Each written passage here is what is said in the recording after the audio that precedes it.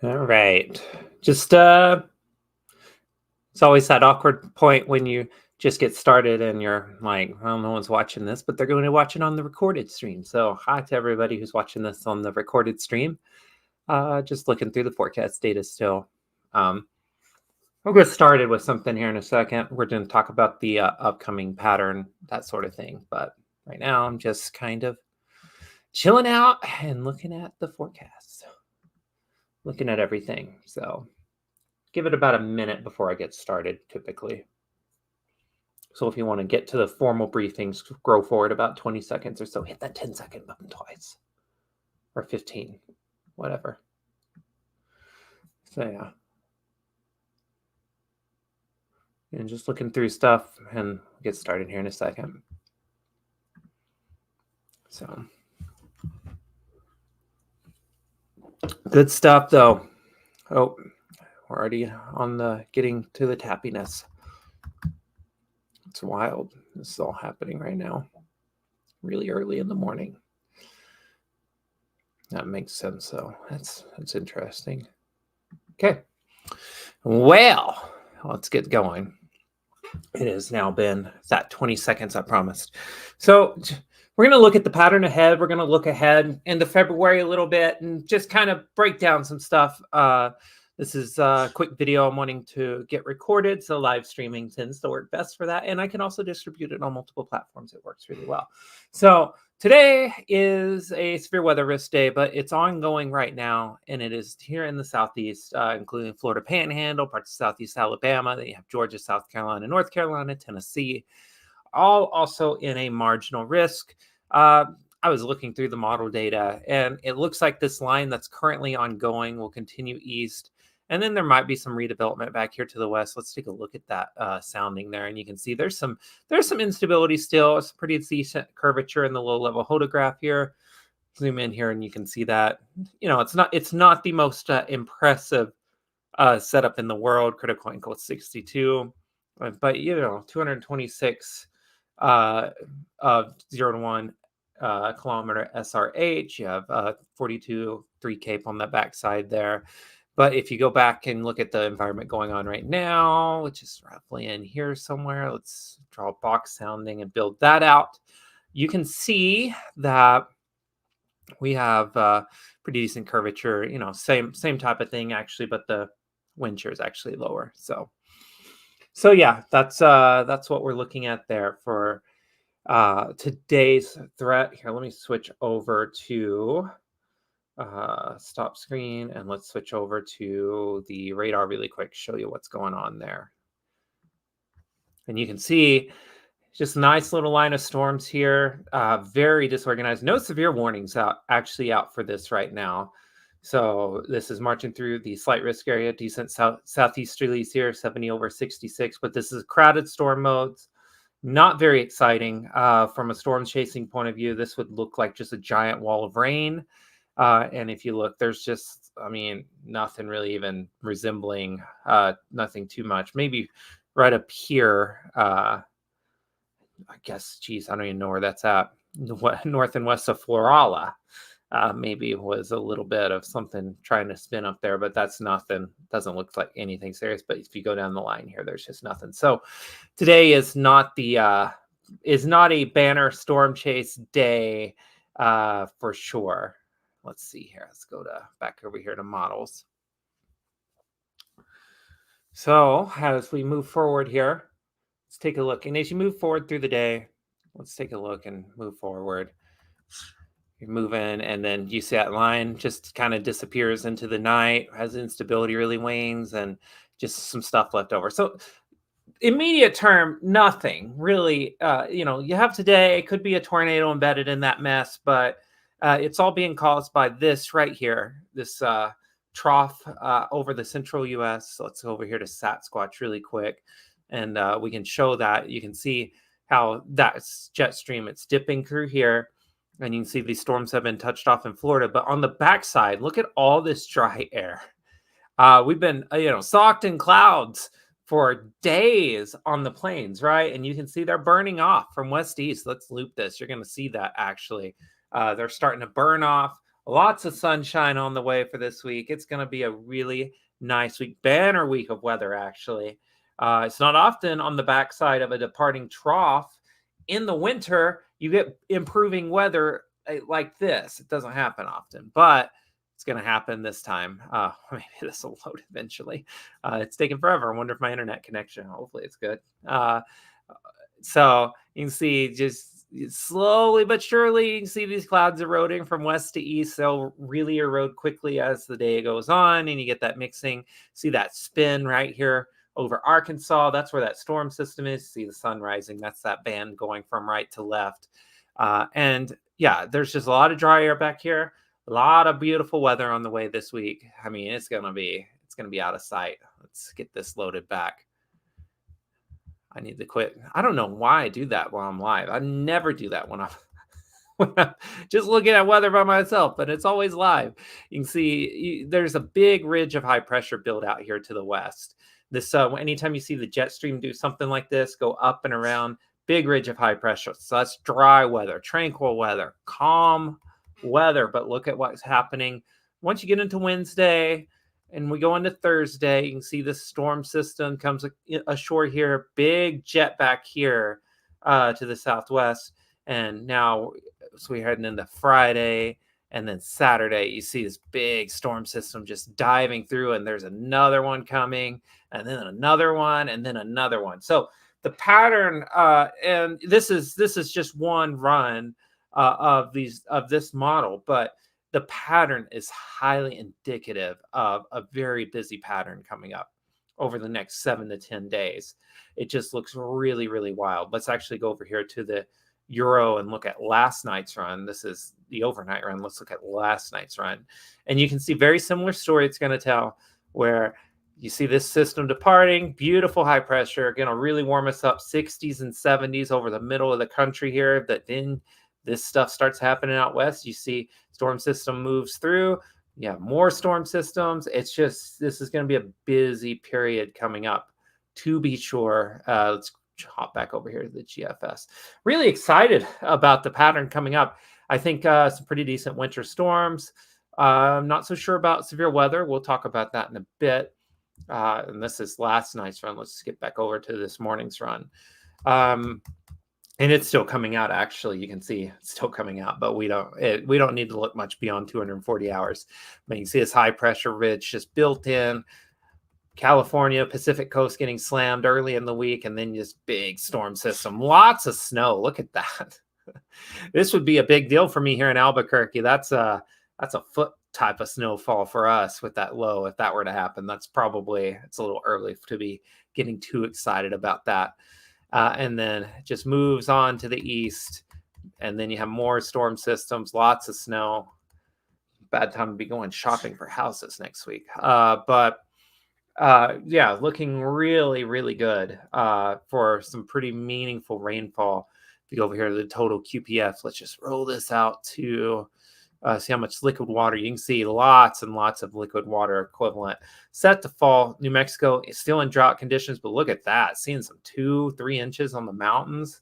If that were to come to pass, that would be a huge deal for the spring storm season, especially because if it's dry and hot out here, that cap's going to be a little stronger. But if you get some rain, lower that drought a little bit, spring storm season is going to be a little bit more of a rocking thing.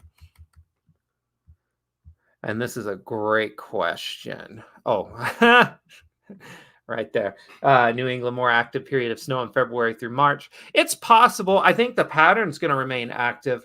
Pattern's really going to pick up here February into March. I mean, you're seeing that already on the GFS as you move in past this first week of February, which looks pretty tranquil.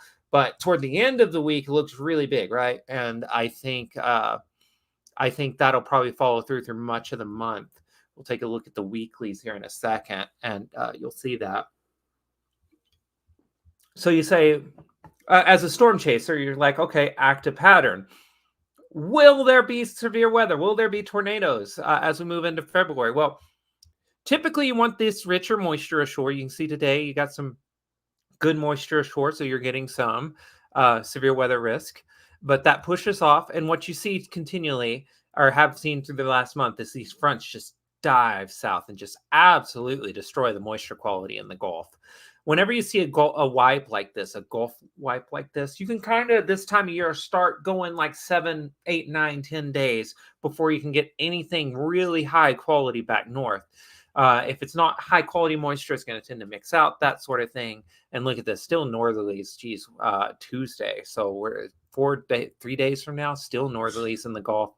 Still northerlies in the Gulf, but you start seeing a little bit of recovery.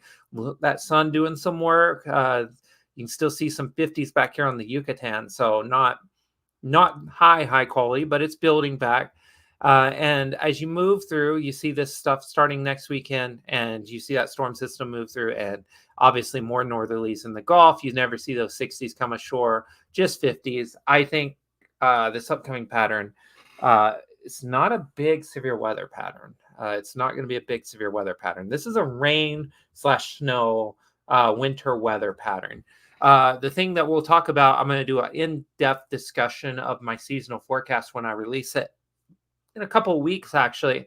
And one thing I will talk about is how during these types of years, swinging El Niños, you get the southern storm path and you get these deep Gulf intrusions early in the year. And these years tend to start out really slow in terms of tornado count.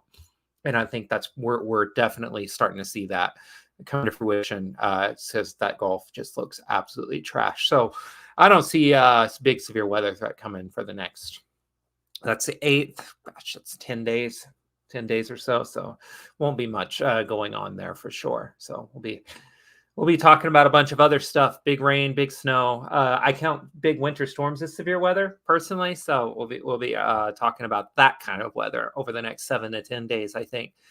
Let's take a look at the, excuse me, goodness gracious.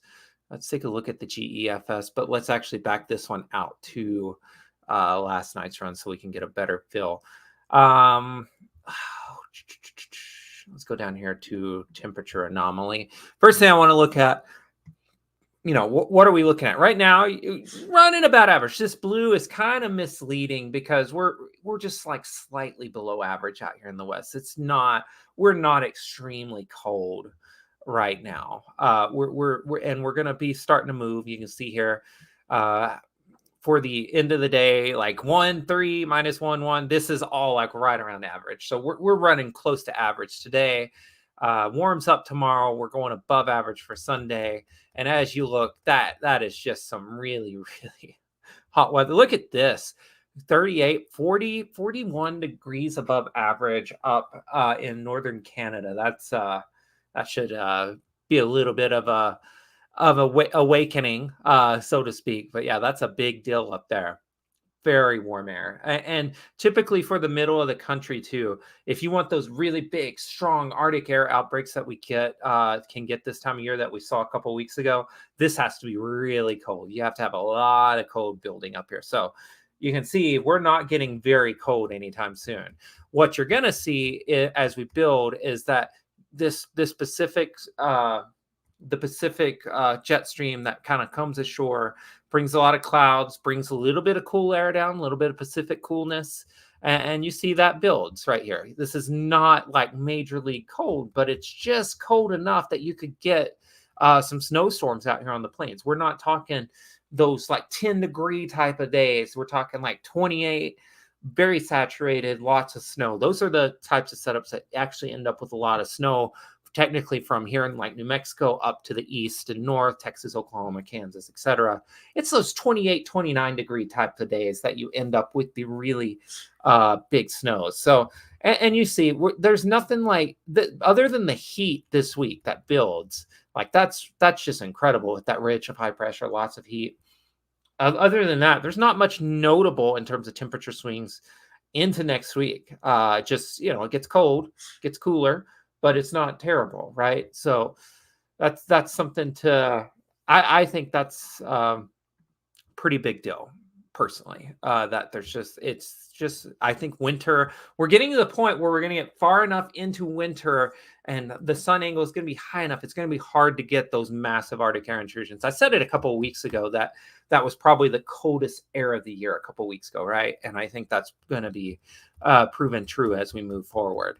And you can see just This is an ensemble model, by the way. This is like a collection of a bunch of models. And you see, it's just as we move into the next week, look at all, it's just very high probabilities of rain through the southeast, back in the central. I mean, just very active pattern. We'll take a look at CPC in a second. But generally speaking, this is a very, very, very, let's do this. I don't want to look at that. There we go. This is a very favorable pattern. You can see this trough that was moving through last night, now moving through this morning. That blue right here, that's the trough. That's moving out. And then just this big ridge, positive height anomaly. So that's a ridge right through here. You can see up here, big time positive height anomalies. That's also coincident with that big warm up there. And then you head into the next week, though. Look at that. This is a strong signal, very strong signal for 300 hours out. That's very strong. So as you head into, let's see here, when did that really turn? About Thursday, Friday of this week, and going into the next week, it's going to be storm central. There's going to be a lot of storm systems passing through, a lot of little short waves, a lot of precipitation, right? So that's what we're looking at. Let's go over here. I love that pivotal weather. By the way, pivotal weather, amazing, right? Just amazing, amazing, amazing that they have this, the Euro weeklies on here now. I love it so much. So let's go ahead and let's look through this. This is for this upcoming week. For the previous 7 days, you can see exactly what's happened. This trough's moving out. This one's coming ashore. Jump ahead a week.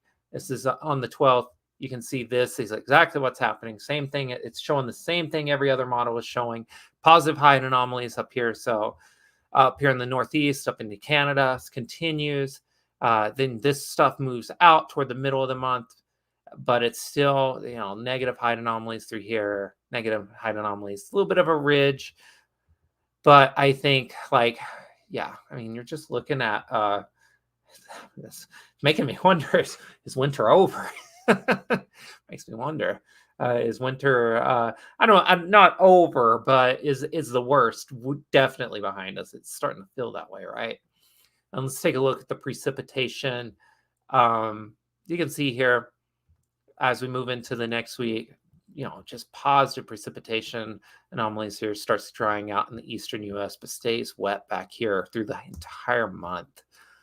Just about. So big time rain and snow back here. I mean, I think here in New Mexico, for me here in Albuquerque, I'm like 6 1-inch snowfalls in here at the house. I'm probably got like 6 to 10 coming in February. It's going to be cold. So cold and snowy. And let's take a look at that actually, because you can take a look at that. Yep, see positive snowfall through here, kind of goes down. But yeah, it continues. I think here in Four Corners region, going to be a lot of snow. And you see it continues here, even into March for New Mexico, some positive. And the signals will go down a little bit. But I honestly think what we're looking at, and let's take a look at the dew point anomaly, because I think this is a good one to look at for extended periods. You can see it's been positive across the U.S. Most of this last week. Which was pretty obvious if you live in the middle of the country where you had nothing but clouds, fog, etc. You only get that when you have a lot of moisture. There was a lot of moisture over the continental U.S., but there's also the Gulf that's not been very healthy for this time of year. Oh, I need to scroll down. Why is it not scrolling down? That's wonderful. Let me take this banner off really quick. Let's take this one off and this one too. But you can see this is just like, that's dry. It's dry for the Gulf. And as you move forward, you can see the Gulf is just there for the next couple of weeks. My dog's going nuts. And then just really dry as you move through February in the Gulf. And we saw that with the GFS, right? We saw that. And this is a sign of a very distinct lack of severe weather through February. Like there will undoubtedly be a couple of setups where you get some moisture north, but it'd be those quick hitting things like today where it's dry, but a storm system can just suck up just enough of those 60 dew points for a little bit of severe weather, right? And then it just goes away. It goes south. So I don't see that much happening in terms of tornadoes over the next 4 to 6 weeks. It looks like we're doing what most swinging El Niños do, from the El Niños to La Niñas or neutral, where they start off extremely slow during the year. And I went to the wrong thing. Let's go to ocean analysis. Let's go here to anomalies. Let's take a look. We're going to check in on that Gulf of Mexico right now. Let's check in on it. And you can see it's not bad. It's not bad right now. Decent, not positive anomalies, but lots of negatives along the coast. It's, it's where you would expect it. It's not as last year we saw like colors like this in the Gulf this time of year, and that we had a lot of tornadoes early in the year, right? Because you had really high quality moisture and instability that was able to be pumped north. This year is a very different story. Let's go here to the Gulf of Mexico, and I'll show you. The last few days, we've saw some significant warming in the Gulf, but I think with this current front going through, this is going to dive down.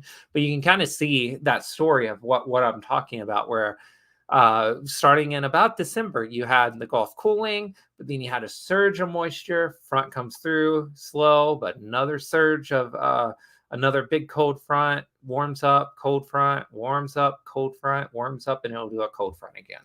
And this one may actually be this significant where it just cools off below normal. It could be that we actually go below normal on the Gulf of Mexico as we head into February. So I think that's looking like it. So I think, honestly, we're looking at a pretty slow go of it. Now let's go over here. Now, oh, come on. What's going on? Really weird stuff happening on the site right now on Tropical Tidbits. I love Tropical Tidbits, by the way. Absolutely. I love the fact that we have these tools for us. So this Tropical Tidbits, they do something really great. They average the last 48 runs of the CFS. So it's kind of an ensemble of the CFS. So this is not like one run in the CFS. It's an ensemble. It's kind of like the Euro Weeklies we just looked at. So let's compare to that really quick. And you can see this was initialized at 6Z last night. This is through this morning, and drier week. And then you head into the next week's wet, then it's kind of normal, wet again, dry still. It's showing a lot of dryness out here in the east, which again, if you're looking for tornadoes this time of year, looking here. And what's happening? It's mostly dry, right? There's some maybe a little bit down here. Typically with El Niños, these swinging El Niños, Florida's the place to be this time of year if you want to see a tornado.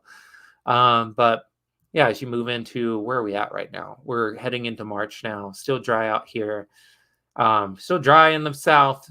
Still some wetness back here. So, I mean, it's right? And let's take a look just for fun, only because I want to. Taking a look well into the future, into the spring. Quick spring forecast preview. You can see it dries us out. This has been kind of consistent. Keeps us a little drier in March, but then April and May and June are all pretty wet, especially here in the Midwest, upper Midwest. May here in the central southern plains. April about average, but anytime you see about average in the spring, that's a good sign. That's a sign of activity. I think honestly this year starts off slow, because anytime you see wetness in March up here, this is almost certainly snow. I think it starts off slow, but and this will be snow too probably here in Colorado. But I think honestly, once we get into April and May and June, I think the season's going to go kind of crazy. But that's an early preview of my forecast for the spring. So yeah, that's what we're looking at. Quiet week ahead, but then things get busy, very busy as we head into February. Big active storm track, going to be a lot of storms, a lot of snow, a lot of rain, very little severe weather though. So it's looking like we're in El Nino for sure. So with that said, see you next time. And yeah, we'll do another one of these shortly, probably in about 4 or 5 days as these storm systems start getting closer and we can start getting more detailed about storm tracks and such. So we'll see you then.